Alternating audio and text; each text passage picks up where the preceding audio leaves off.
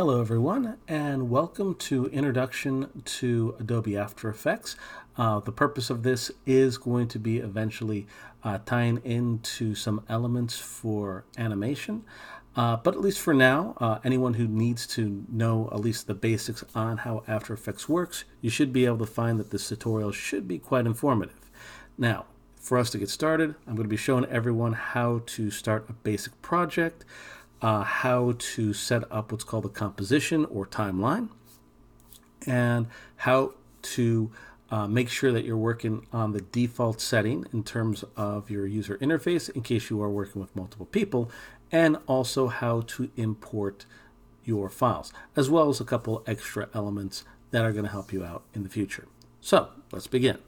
So first thing we need to do is we need to make ourselves a new project. Now you could do so just by using the first splash page over here, hit New Project, or go to File and just go to New. Either of those will work just fine. So I'm just going to go to New Project now. Now when you're going to be using this, just a couple things to kind of keep in mind is, again, for your usual user interface, you do want to make sure that you're working with one that works well for you. I found that the default actually does work pretty decently. At least you'll have most of the elements that you need here almost immediately. Things like elements for your audio, elements for just some other things over here for like character parts, and also basic playback, which you can see in the preview over here, but we'll get back to that. So let's actually take a look at first starting things out. Now, biggest issue that a lot of first-timers have is, well, basically how to get started, because it doesn't really give you too much direction. Now, fortunately, newer versions of After Effects basically have this new handy option over here. This is called New Composition, and this is basically the timeline that you would be working in. Now, you could use this, or alternatively, if you go to Composition over here, New Composition, that pretty much does the same thing. So if you don't see this, just go to Composition, New Composition, and then you can set up your settings. Now, nice thing about what we have over here so far is there's a lot of presets that you can get started with.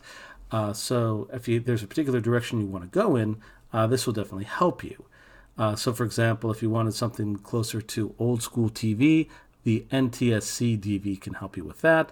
If you want to go with something more high definition, there are options for this over here, and they are working within pretty much all the specifications that you need for these particular parts. Or alternatively, if you want something like high definition, like 4K or 8K TV, it also has presets over here as well. So that is hugely helpful. Now, for our purposes, we're not going to go quite that crazy. We're going to try and keep things relatively simple. So let's go to the HDTV 720. This is the lowest high definition quality that we can get, and just for our purposes today, you'll find this is going to be quite helpful for you. So if I go over here, I can just click like so. Now, a couple things to kind of keep in mind. What you have over here in most of your cases, it doesn't necessarily need to stay this way. For example, Comp 1, I can name this to something that'll be a little bit more useful. So I'm going to call this Demo Comp. Yeah, that's going to be helpful for us. And right over here, it's currently in the measurement of pixels. So if you need any kind of specific measurement, you can change it over here at will. I wouldn't recommend doing that if you're going to be working for a very specific video. But of course, it's nice that you can change this up. Now, another area that's going to be helpful, at least for beginners, is the frame rate. Now, at least for some of our purposes, we are going to be working with either 30 frames a second or 24 frames a second. So for those of you guys who might not know this, frames per second, or frame rate, is basically the amount of frames that you would have to equal 1 second. So for example, if you have 24 frames a second, that means that 24 pictures are going to need to go by before 1 second's taken up. If you have 30 frames a second, it's going to be basically 30 frames before 1 second's up. Little heads up on that too. The more frames you have, the potentially more smooth it's going to look if done correctly, and vice versa, of course. Now, for our purposes, I'm going to actually change this to about 30.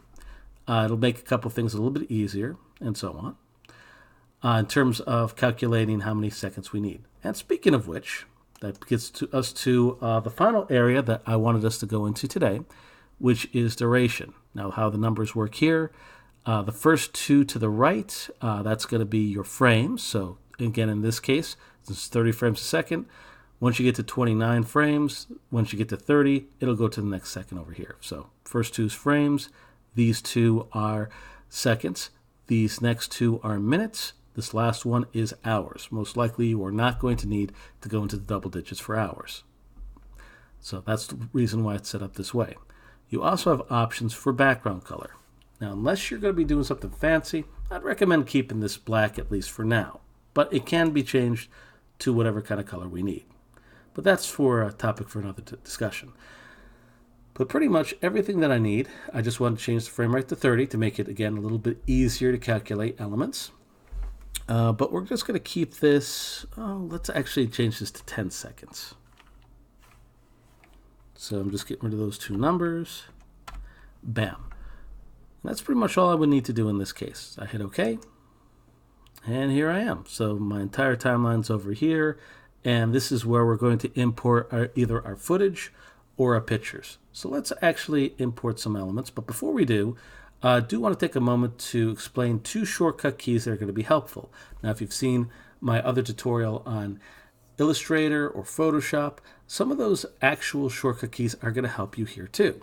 Case in point, if you hit the Z key, or if you just hit the little magnifying glass that's over here, this is the zoom tool. This will allow you to zoom in like so.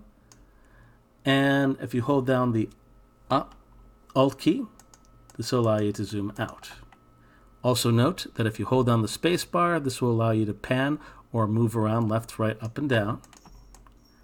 And if you want to see the whole thing over here, just go to, there's a little percentage over in this case. Just hit the drop down over here and just fit to, or just fit, and that'll basically take up as much space as possible for your screen. We'll get quite a helpful little option for ourselves. So, well, that looks okay. So let's actually test out some video footage so we can see what happens here. So to get started, I'm going to go to File.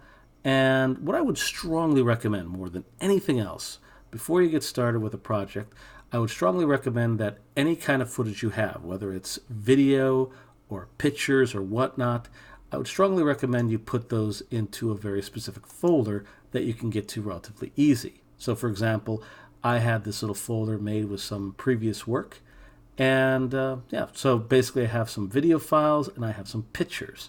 Now what I'm going to do right now is I'm going to actually take this one video file over here.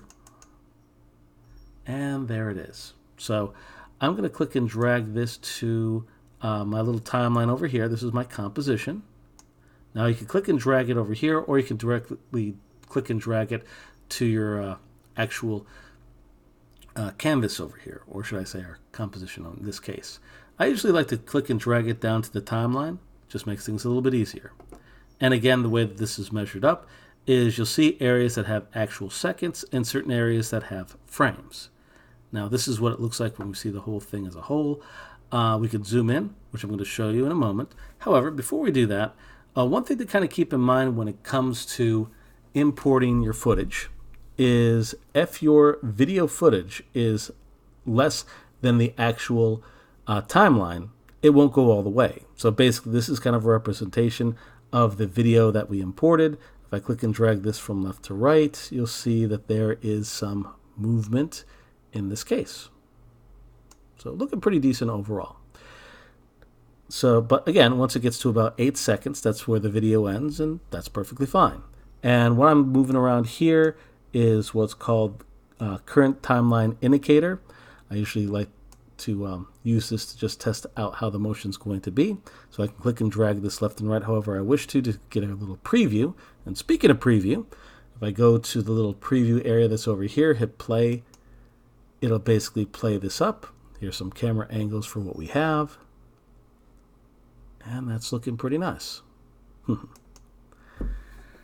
So that's basically how video footage comes in. Now this is an MP4, so it's usually pretty compatible with this software. Now, I can also import images as well. So I'm going to actually go to my file. I'm going to go to Import and File again. Now this is how you can import whatever kind of footage that you need. And you can also do multiple files if necessary, or even from other projects. Now, we'll get into some other stuff like that a little bit later, but let's focus on just singular files for now. Now, in this case, I have a separate section specifically for pictures. So I'm going to double click this, and I'm going to actually choose this little painting that was done. Now, a little bit of a heads up. When you're taking a look at different files, if you want to see what's compatible, you can just take a moment, just hit the drop down over here, and you'll see that this will take out quite a bit. So this is being compatible with movie files, with JPEGs, with PNGs, Targas, what have you. And I would just recommend maybe taking a moment or two to see what this is truly compatible with. But for now, just want a solid picture, and there's a reason for this, which I'm going to show actually right now. So I'm just going to double click here, and just going to hit OK. All right, so one little bit of thing to kind of remember, if you have a complicated name, that might have a negative effect in importing your elements. So just kind of keep that in mind for the future. So I'm using this other one over here, no big deal. So now, one other thing to kind of keep in mind, and I'm going to zoom out a little bit before I do this, that if the picture is a little bit bigger than your timeline, it's going to have a bit of a strange effect to what we're doing over here. So if I click and drag this down to my timeline, you'll see that it's taking up way more space than what we have over here. Now, again, I'm currently in the zoom mode. So to put this back to normal, I input this to selection tool. You can use the V as in victory key to put this back, or just hit the little arrow that's over here. That'll do the same thing. And this will show you how big or how small this particular footage is. Now in this case, it's pretty big. Actually, it's very big. And if necessary, you can basically just take these little tabs on the side and basically just make this bigger or smaller however you need to. Now, I would recommend, if possible, holding down the Shift key while you're moving this. Now, here's the reason why. If you hold down the Shift key, this will basically make it come down in a way that's a little bit more even on all sides. And, yep. I don't need to make this 100% perfect, but I do need to make sure it actually fits. So that's one thing to kind of keep in mind. And you can basically see how big a file is by looking at the project area over here. And it already shows that this is a very big file. Now, in comparison to the video footage, it's about high definition, but the pixel count is significantly lower. And of course, that's perfectly fine. But for this picture, way bigger, so I'm going to have to shrink this down. Now, there's going to be some other ways that I'm going to show how to shrink down files, but I'm going to save that a little bit for later. But anyways, now that I have my picture, looking pretty good so far, one other thing to kind of keep in mind, when you have a picture over here, when you import it in for the first time, it's going to take the amount of space of the actual timeline itself. So in this case, this one picture basically is taking the full 10 seconds. Now, if you want to make this a little bit shorter, you can go to the ends, and you could just click and drag this from left to right, and it will basically shrink this down a little bit. Now, you could do the same thing with the video footage as well.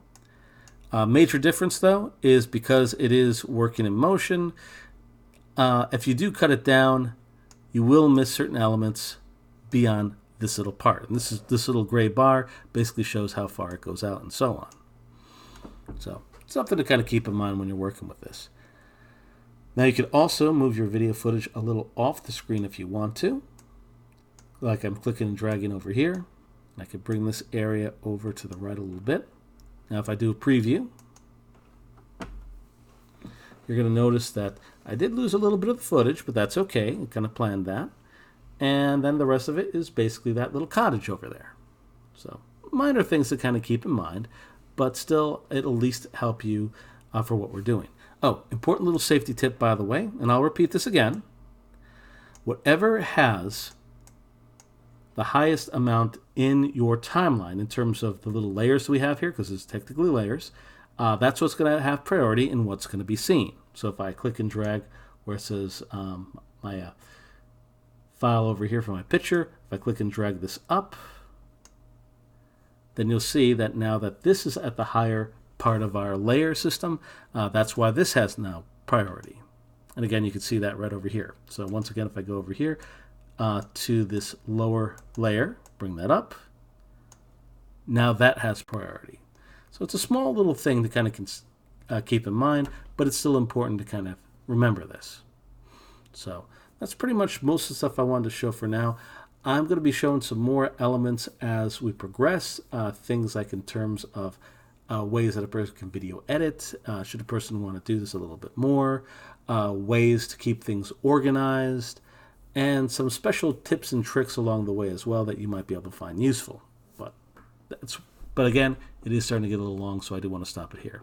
So again, I just want to thank you for following this, and hopefully I'll see you next time.